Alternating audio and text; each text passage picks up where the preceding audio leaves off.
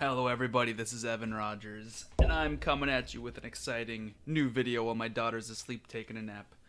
We just got her some Disney princess sheets for her bed and she's in love with them. Anyway, what I'm trying to tell you is that I'm here with basic Japanese sentence structure number 2. You dirty SOV. That'll make sense in the future. English structure versus Japanese structure. We're going to go over a few basic terms, talk about the order of the sentences and how they differ in English and Japanese. And not just sentences, but clauses in general. If you don't know what I'm talking about, clauses, subjects, nouns, verbs, look over the previous video, 001, basic sentence structure number 1. And it'll outline a lot of those. We're going to learn a few more sentence-related nouns in here. And we're going to learn some Japanese. So all of you salivating dogs out there who are just, let me learn some Japanese, you're going to get a few Japanese words, and we're going to show you how to plug them into sentences. But if you don't follow everything and you don't get it, don't worry. The point isn't to memorize and I don't know where to put things. Today's lesson is just simply to show you the order of words in general in a Japanese sentence and how it differs from an English sentence. Okay, let's begin.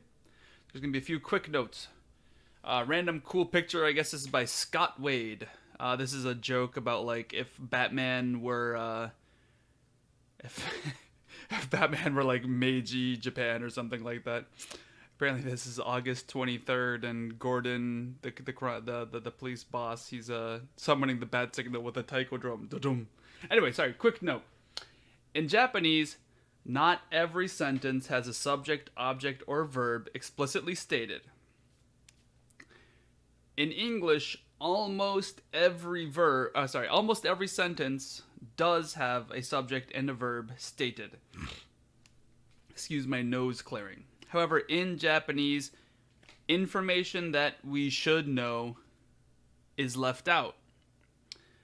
This is when Japanese people learn English, pronouns are confusing, especially that versus it, when to use which one. Or this even. This versus, that versus it. Or that's the big one. This versus it as well is confusing. And also, the word the and like the letter A and the word the, those are very confusing because in Japanese, if it's understood, they just leave it alone. Who cares? In fact, if you make sentences that are like, I am Evan, I'm 10 years old, you sound like a 4-year-old. So if it's understood who we're talking to, what we're talking about, who ate what, when did they eat it, we just leave it out. Most sentences in English have the S, the O, the V, and every single word included. We just shrink them to a pronoun. So instead of like, he went to the store. Scott Wade drew the picture. Scott Wade likes Batman. Scott Wade likes Japanese. We would say he likes Japanese. He likes Batman, right? We switch the Scott Wade to he, and that's how we shorten sentences and reduce the number of syllables to save a little bit of time. However, English does have a few types of sentences where we leave the subject out. For example, when we're giving orders or we're asking somebody to do something, we will frequently just say, clean your room. I can hear Jordan Peterson somewhere perking his ears and the lobsters coming aboard. Clean your room. Who should be doing the cleaning? Did you notice we don't have a subject? Who should clean your room? This is obviously, well, maybe not obviously, but almost definitely a parent yelling at a kid, clean your room. Because I'm looking directly at the person I'm talking to, and I'm like pointing at him and yelling at him, obviously I'm talking about him, so we don't need the subject. I did. So let's say it's like, who did this is the question, and somebody says, I did. Who cleaned their room? I did. You did what? What did you do? You did... What the I of the sentence, I did, we don't know what he did. He did clean his room. It's understood through context. Hey everyone, who cleaned their room today? Imagine, I've been listening to Jordan Peterson too much lately. So imagine Jordan Peterson, who out there, I can't do a good Kermit Frog impression, who all cleaned their room today? And then everybody's like, I did. What did they do? I cleaned my room. I did clean my room. Instead of saying the whole thing, we just say I did. All right. Keep that in mind when you're learning Japanese. Words just aren't there, and you have to know that they actually are there, because otherwise you get horribly confused. Next up. Oh, here we got an old school print by Utagawa Kuniyoshi. This is Yoshitsune Minamoto. He's killing the Taira crabs at Dannora, I think, when he's crossing the sea. Learn some history. It's good stuff. Another quick note. I've been talking about objects, and I think I didn't mention the predicate in my last video, so I'm going to remedy that. Okay, so in English, you say a sentence, I cleaned my room. I did the thing. What I did was clean, and then what did I clean? I cleaned my room. My room is the object, cleaned was the verb, and the person who did it was I, right? So subject, I, verb, cleaned, object, the room. Or my room, whatever. What if I say a sentence that's like, I am Evan? That's a perfectly acceptable sentence, right? So who is Evan? I am Evan, that's the subject. What is Evan? Oh, sorry. What did Evan do? He is something, so I am, right? Is and am are the same verb, just different styled. And then what did he am? What did he is? What did he be? That's a question we can't ask. So we ask, what is he? This sentence where we go, something is something else, the something else is called the complement. So we've been talking about the objects, but I also want to mention the complement. Notice it's Lement. It's instead of SOV or SVO, it's the C. We will use the letter C for it. So complement is the description of the... Oh, this should say... You might have noticed a word magically changed just now. It's because I meant to say, instead of noun, I meant to write subject. So a complement is the description of the subject that appears in the predicate. Evan, you haven't told me what a predicate is. Yeah, my bad. A predicate is everything that's not the subject. Everything that's not the subject is the predicate. So we have a few examples. I underlined the predicate in these sentences. So the tall man is here. The word tall is modifying man, but it's kind of like this is all just one word. It's not really one word. It's three words, but it's like one chunk, right? The tall man. The tall man is, what is he? He is here. The word here is the complement of this sentence. The crabs are the Taira. There should be a period there, but screw it. So what is the Taira? The crabs. What the connection between crabs and Taira is a linking verb called are. So it's a be verb, are.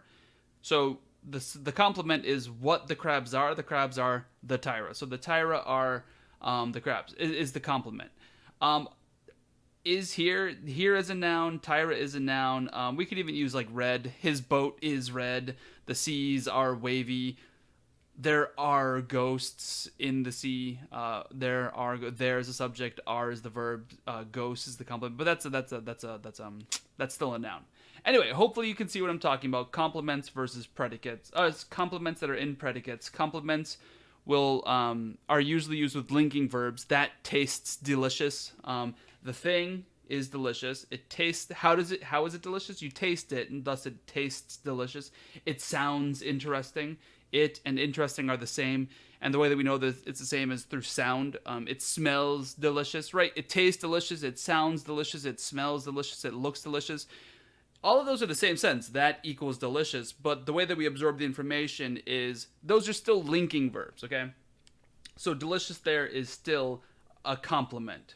Okay, hopefully that explains a whole lot and you might be less confused about English in the future. All right, so English sentence structure, pretty easy stuff. Subject, verbs, an object, or subject, verbs, usually a linking verb, a complement.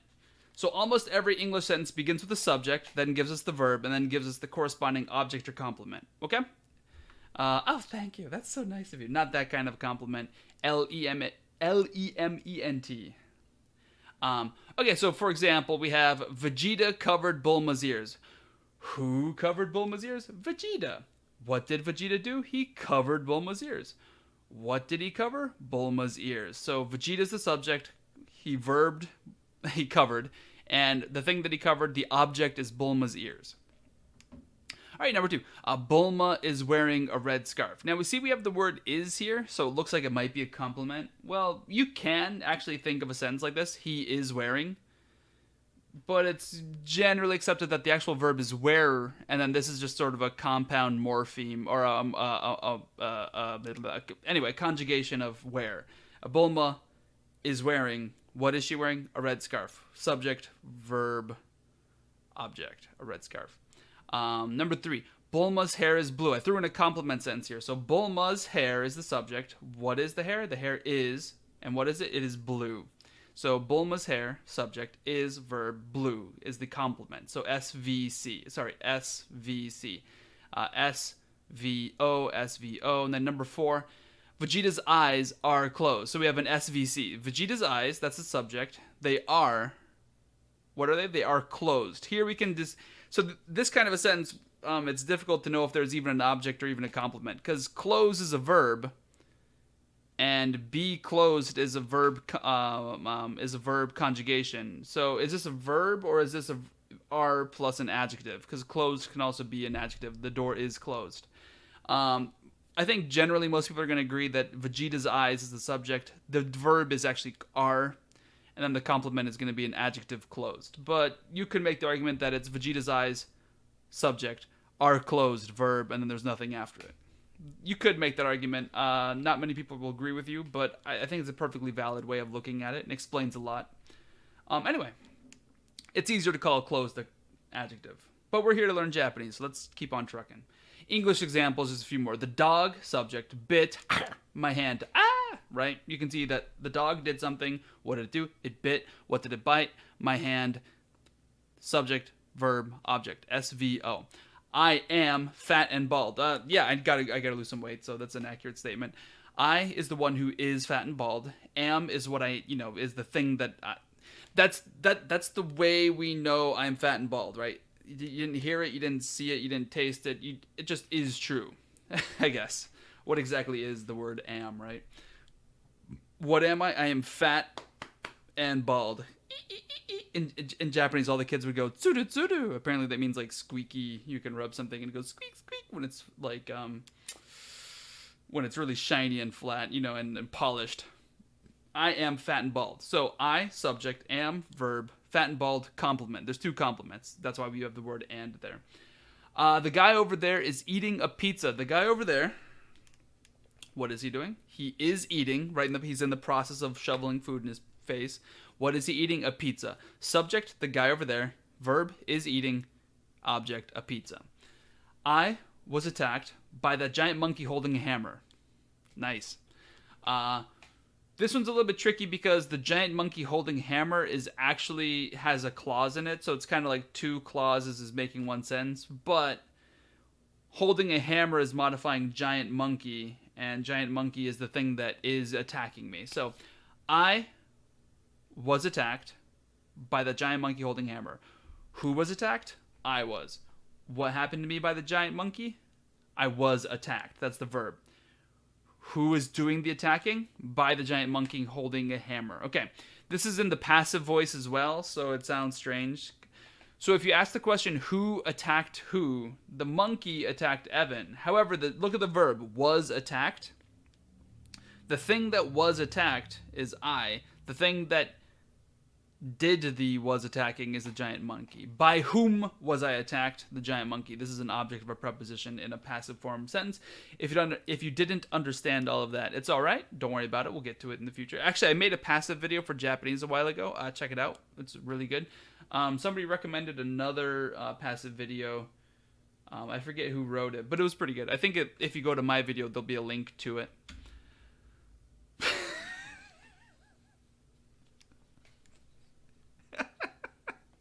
Oh, Japan. All right, that's a guy eating a shoe, and the shoe's made of chocolate. It's apparently there's a game show where people apparently dressed up in suits go around in a room trying to decide if they can eat something that looks normal but is actually made of chocolate. Anyway,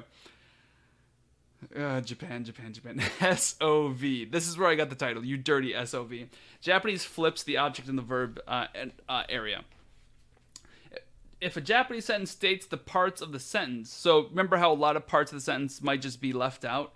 if they bother to list every piece of information, the subject, the object, and the verb, then the subject comes first, the object follows, and then the verb ends the sentence. There's a few exceptions, but that's generally true. Just like in English, there's a few exceptions, but this is, 90% true. So we have an example here. The man is eating a shoe, right? You can clearly see him enjoying that shoe. I love that face at the end. Oh. The man is the one who is eating. What is he doing? He's eating. Is eating. What is he eating? A shoe. A chocolate shoe. The man, subject, is eating, verb, a shoe. Object, not a complement. An object. I almost said complement. The shoe is made of chocolate. So what is made of chocolate? The shoe, subject. What is it? It is made. Verb is made.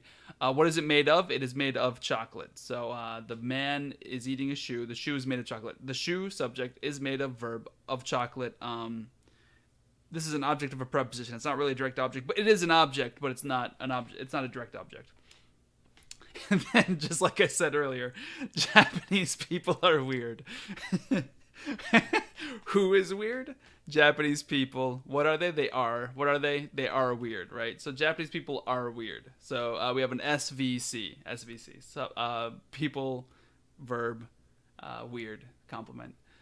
That's so weird. Sorry if that distracts you. If that distracts you, pause this and read everything on the screen and then take a look. All right, next, some vocabulary. So here you go. You guys are getting some vocabulary. This is the last time I'm going to give you the romaji for any Japanese word in this series of videos. So learn your Buddhism hiragana, all right? And katakana. If you go to my website, I'll put a link in the description. If you go there, there are free daily emails that you can subscribe to that will send you hiragana practice every single day. And the emails will have videos of me teaching you hiragana. So you can watch the video, learn some hiragana, practice it, and then learn how to read it. So I'm going to go down the Japanese word list. Then I'm going to go down the English equivalent. Actually, I'll go left to right. Watashi is a way of saying I or me, and it's a noun. It's a person. Hon is a book, and it's a noun. Obviously, it's a thing. Eiga is a movie, movies, plural or singular, and it's a noun. Pizza is pizza. It's a noun. It's a thing. Yomu, to read, verb. Miru, to see, to watch, to look. This is another verb that's tricky in Japanese. See versus watch versus look. It's confusing for Japanese people coming to English. I always try to explain it like if there's a pretty girl, seeing a pretty girl isn't bad. Looking at a pretty girl is kind of, dude, come on. Watching a pretty girl is going to get you arrested. That generally seals the deal of understanding of what the difference between see, watch, and look for Japanese people. Taberu, to eat, verb. If you're complaining about my pronunciation right now, shut up, because I'm clearly switching in between languages. So just, right now is not the time to learn pronunciation, all right? Watashi, hon, eiga, pizza, yomu, miru, taberu. I'm clearly speaking English, just the words I'm speaking are Japanese. Sorry, the intonation's not going to be precise because it's not an actual Japanese sentence, okay? So if you're like, pronunciation sucks, yeah, just shut up, okay? Next. So here's the examples. You're going to see that, remember in a few, we had green, red, blue. Green, red, blue, green, red, blue, green. Subjects are green, verbs are red, objects and complements I'm going to be putting as blue. Okay. So here, same thing. Notice how all of them are green, blue, and red, or just blue and red. Okay? And the reason why this middle one doesn't have a green one is because, like I said before, sometimes information's left out, and we have to understand what it is through context. We don't really have a good context here, but, but if this were part of a conversation, we would know. Okay, so, watashi, hon, yomu. I'm leaving out the particles because guess what? You don't need to have the particles. I thought there was going to be more to that, so no. So one more time. Watashi hon yomu. So I read books. Watashi hon yomu. I read books. Watashi hon yomu. We could put a wa particle and an o particle there, but that changes the meaning ever so slightly. Watashi, I, hon, books, yomu, read. And this is called the imperfective. You're learning that all of these sentences use the imperfective. It means that the verb is not done yet. Is not done. Perfective is done. Imperfective, not done. So it either means you do something frequently or often, or it means you will do it in the future. 私、本読む. So I read books, or I will read books. Both of those are accurate translations. And so, take note for all of you people who are like, there's no particles. You don't need the particles. You don't need them. You don't need them. They're used frequently to specify, but don't rely on them. You do not need particles. Sentences without particles do exist. Get used to them. 私、本読む. I, book, read. Next one. 映画見る. 映画見る. Or like, oh, 映画見る. Something like that. 映画見る? 映画見るよ. Something like that. So we don't know what the subject is. We can imply it's me. I watch. Miru is watch. And then eiga is movie. So notice how we kind of have to read it backwards. I is understood. I is understood. The verb that I do is miru. And then the thing that I miru is eiga. So if you read it directly, it says movie watch. Or look or see. I saw the movie. I see them. That's interesting. I watched the movie. I saw the movie. Same thing. Eiga miru. Eiga miru. I will watch a movie. I do watch movies. Something like that. It could be eiga, could be plural, it could be singular. Once again, notice if there were a subject mentioned, it would go before eiga. The object is eiga, and the thing that I'm doing to the eiga is miru. So object verb. Last sentence. 私ピザ食べる. Me? I eat pizza. 私ピザ食べる. What will you eat? What do we want to eat? Something like that. You're asked, hey, what do you want to eat? It's like, hey, do you eat pizza? It's like, hey, what's your favorite food? Watashi pizza taberu. I eat pizza. Notice once again, no particles. We don't need particles. Watashi subject, pizza, pizza, taberu, eat. Or will eat, or frequently eat, or something like that. Watashi pizza taberu. I pizza eat. Okay? Subject, object, verb. Okay, cool. In the future, we're going to describe why this is so important and why this is such a big deal. But for now, Japanese is S-O-V or C. And actually, it would be S-C and then sometimes V. However, that's the general thing. Verbs generally come last. Okay? Great. Hey, check out evanseasyjapanese.com. I got way more stuff on there. Skyrim videos, Skyrim playthroughs in Japanese, that is. Check out my Twitter feed. If you go there, you have all the different ways to contact me. So if you ever want to send me something, send me your homework. I'll check out your homework for you. It'll take some time. This video is going to go up before I finish it, but there will be an email lesson that you can subscribe to get some practice getting used to this. In the future, it's going to take me some time to put that up. But please feel free to donate through Patreon or a direct PayPal donation. Go to my website. It's all there. Free lessons, free katakana, free hiragana practice, you name it. If you can't find it, find me on one of my social media account things and feel free to ask. Lots of free info. Hey, see you guys. Have a great day.